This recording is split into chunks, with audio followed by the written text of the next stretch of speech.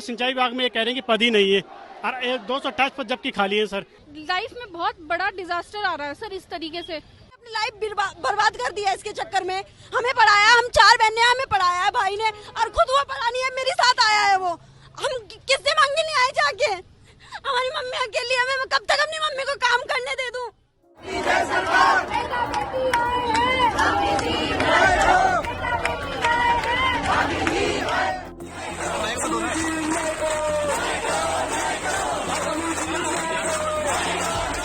उत्तराखंड का युवा सड़कों पर उतर आया है। वजह है कई सरकारी विभागों में कई पदों के लिए हुई स्नातक स्तरीय परीक्षाओं में पेपर लीक होना और फिर भर्तियों में भी धांधली हो जाना। अब ये पूरी कहानी क्या कुछ है, कैसे शुरू हुई और क्यों, अब तक की सारी कहानी आपको हम बताते हैं।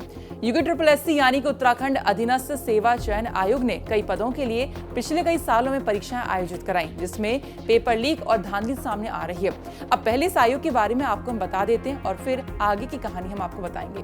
क्या है यूके का फुल फॉर्म है उत्तराखंड अधीनस्थ सेवा चयन आयोग। इस आयोग का गठन साल 2014 में हुआ।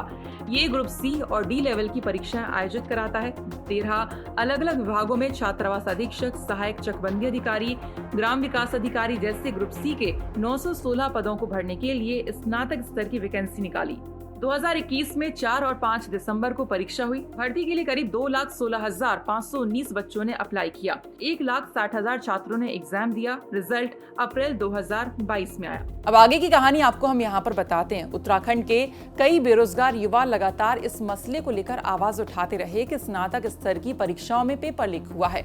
उत्तराखंड अधीनस्थ सेवा चयन आयोग ने समूह गा के तहत 13 विभागों में रिक्त 916 पदों की 4 और 5 दिसंबर 2021 में प्रदेश भर के 440 परीक्षा केंद्रों में 3 पालियों में लिखित परीक्षा आयोजित कराई थी।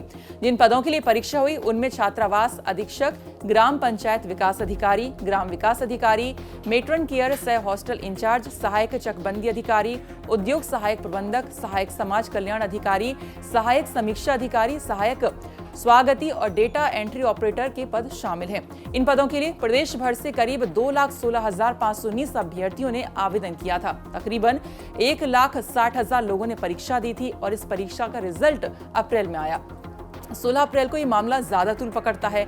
कई बेरोजगार युवा सड़कों पर उतरकर परीक्षाओं में गड़बड़ियों को लेकर प्रदर्शन करते हैं और फिर जुलाई में कुछ बेरोजगार युवाओं ने मुख्यमंत्री पुष्कर सिंह धामी को इन परीक्षाओं की जांच को लेकर ज्ञापन सौंपा, जिसके बाद मुख्यमंत्री ने इसकी जांच एसटीएफ को सौंप दी। एसटीएफ ने इस मामले में अब तक 37 लोगों को अरेस्ट कर लिया है, जिसमें एसटीएफ ने उत्तरकाशी के जिला पंचायत सदस्य रहे हाकम सिंह को अरेस्ट कर लिया है।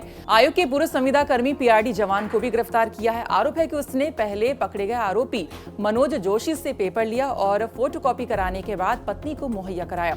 आरोपी 2014 से 2022 तक अधीनस्थ सेवा चयन आयोग में संविदा कर्मी रह चुका है। वहीं आरएमएस सोल्यूशन कंपनी के मालिक राजेश कुमार को भी अरेस्ट कर लिया और उसके अलावा राजेश के एक खास दोस्त सैयद सादिक मूसा के एक साथी को एसटीएफ ने लखनऊ से गिरफ्तार किया है। वहीं कुमाऊं के मशहूर सिंगर रहे स्वर्गीय गोपाल बाबू गोस्वामी के बेटे जगदीश गोस्वामी को भी अरेस्ट किया है और ऐसे ही कुल अब तक 37 गिरफ्तारियां हो चुकी हैं।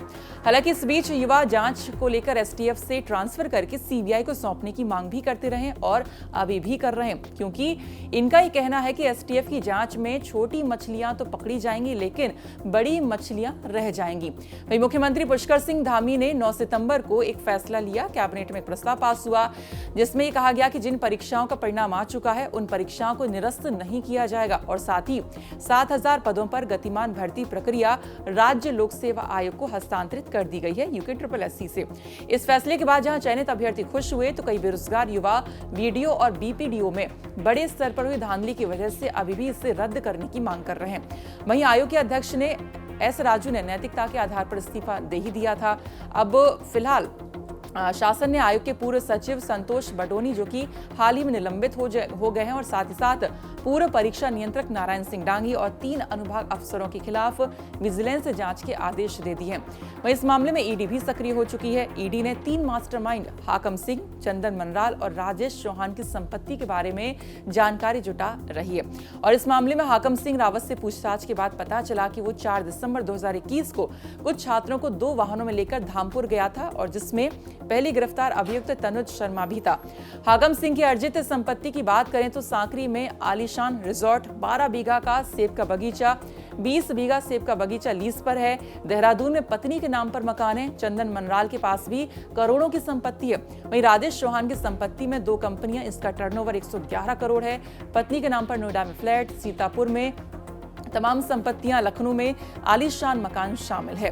तो ये थी UKSSC की पूरी कहानी, जो हमने आपको बताई कि कब से ये सारी चीजें शुरू हुई हैं। आयोग बनने के बाद से लेकर अब तक कई सारी परीक्षाएं हुई हैं, जिसमें धांधलियां हुई हैं, गड़बड़ियां हुई हैं। 15-15 लाख में पेपर लीक हुए हैं, पेपर बच्चों ने यहाँ पर लिए हैं। कई सारे ऐसे बच्चे भी हैं जिन्होंने 15 लाख में पेपर लिया, अपने मकान बेचे, संपत्तियां बेची एक सरकारी नौकरी के लिए, लेकिन फिर भी पास नहीं हो पाए। ऐसी भी खबरें सामने आ रही हैं, जो कि STF यहाँ पर बता रहा है। तो ये पूरी कहानी यहाँ पर रही। अब फिलहाल STF जांच कर रही है। अब देखना ये होगा कि क्या इसकी जांच CBI को ट्रांसफर होती है या फिर नहीं होती है। और हाई कोर्ट में भी इसका मुकदमा चल रहा है। भुवन कापड़ी, जो कि सदन में उपनेता प्रतिपक्ष हैं, उनके माध्यम से एक याचिका जो है कोर्ट में गई हुई है। तो कोर्ट ने भी उनसे जवाब मांगा है कि आखिरकार वो क्यों इसकी CBI जांच की मांग करवाना चाहते हैं। अब देखते हैं कि क्या कुछ कोर्ट की तरफ से होता है और सरकार इसमें आगे और क्या क्या एक्शन लेती है, और कौन कौन नकल माफिया और उसमें सामने आते हैं, कौन कौन अरेस्ट होता है। तो फिलहाल इसी के साथ इस वीडियो में इतना ही। बाकी खबरों के लिए आप देखते रहिए उत्तराखंड तक। नमस्कार। अब फिलहाल STF जांच कर रही है। अब देखना ये होगा कि क्या इसकी जांच CBI को ट्रांसफर होती है या फिर नहीं होती है। और हाई कोर्ट में भी इसका मुकदमा चल रहा है। भुवन कापड़ी, जो कि सदन में उपनेता प्रतिपक्ष हैं, उनके माध्यम से एक याचिका जो है कोर्ट में गई हुई है। तो कोर्ट ने भी उनसे जवाब मांगा है कि आखिरकार वो क्यों इसकी CBI जांच की मांग करवाना चाहते हैं। अब देखते हैं कि क्या कुछ कोर्ट की तरफ से होता है और सरकार इसमें आगे और क्या क्या एक्शन लेती है, और कौन कौन नकल माफिया और उसमें सामने आते हैं, कौन कौन अरेस्ट होता है। तो फिलहाल इसी के साथ इस वीडियो में इतना ही। बाकी खबरों के लिए आप देखते रहिए उत्तराखंड तक। नमस्कार। अब फिलहाल STF जांच कर रही है। अब देखना ये होगा कि क्या इसकी जांच CBI को ट्रांसफर होती है या फिर नहीं होती है। और हाई कोर्ट में भी इसका मुकदमा चल रहा है। भुवन कापड़ी, जो कि सदन में उपनेता प्रतिपक्ष हैं, उनके माध्यम से एक याचिका जो है कोर्ट में गई हुई है। तो कोर्ट ने भी उनसे जवाब मांगा है कि आखिरकार वो क्यों इसकी CBI जांच की मांग करवाना चाहते हैं। अब देखते हैं कि क्या कुछ कोर्ट की तरफ से होता है और सरकार इसमें आगे और क्या क्या एक्शन लेती है, और कौन कौन नकल माफिया और उसमें सामने आते हैं, कौन कौन अरेस्ट होता है। तो फिलहाल इसी के साथ इस वीडियो में इतना ही। बाकी खबरों के लिए आप देखते रहिए उत्तराखंड तक। नमस्कार।